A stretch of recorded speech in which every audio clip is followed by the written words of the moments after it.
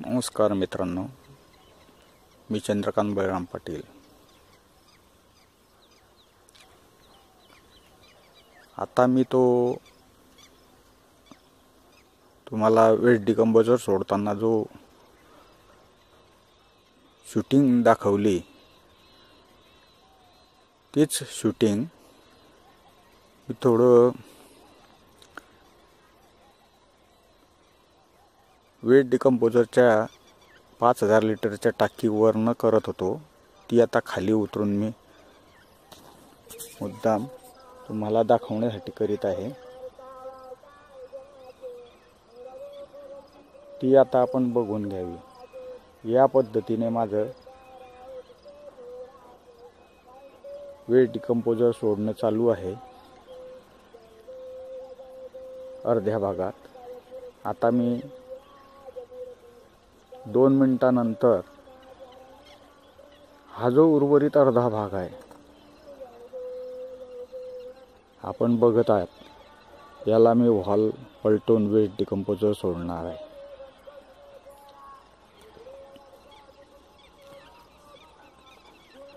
आता तुम्ही जे बघत आहात, तुम्हाला आता इथून जे रोपांची परिस्थिती दिसते आहे,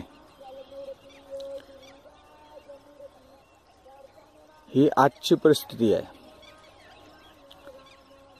आणि वेस्ट डिकंपोजर सोडल्यानंतर म्हणजे पूर्वी मी सोडलं होतं, रोप लागवडीच्या आधी 4000 लिटर परिपूर्ण 52 आग क्षेत्राला सोडून दिलं होतं। नंतर रोप लावलेलं आहे आणि आज प्रथमच रोपांना मी वेस्ट डिकंपोजर सोडत आहे। ते नेमकं मी फक्त 200 लिटर आता फक्त सोडणार आहे। म्हणजे 8-8 दिवसानंतर मी 200 लिटर 200 लिटर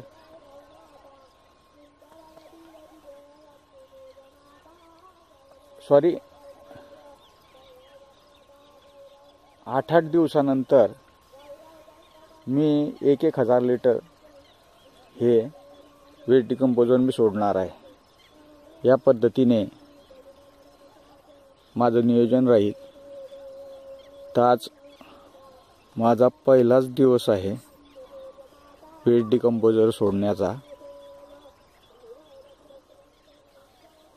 आज ह्या 52 आर क्षेत्रासाठी 1000 लिटर वेस्ट डिकंपोजर मी सोडत आहे। ठीक, धन्यवाद, नमस्कार।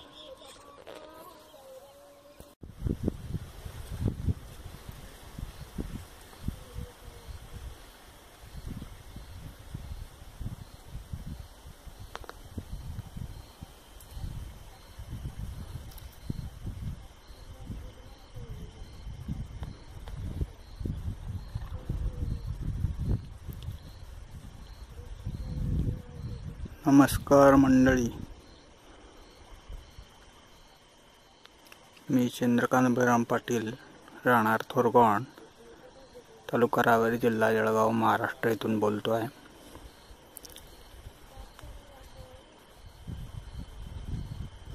माझं क्षेत्र 52 आर आहे। यात मी दिनांक 27/3/19 केळी रोप लागवड केलेली आहे। त्यानंतर 25 तास डायरेक्ट लाईन नसल्यामुळे थोडासा पाण्याचा ताण पडलेला आहे।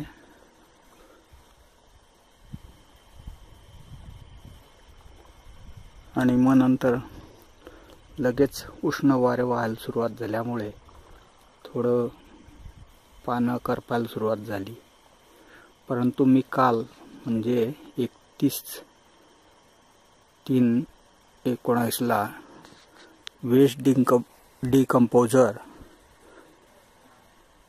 डिकंपोजर आणि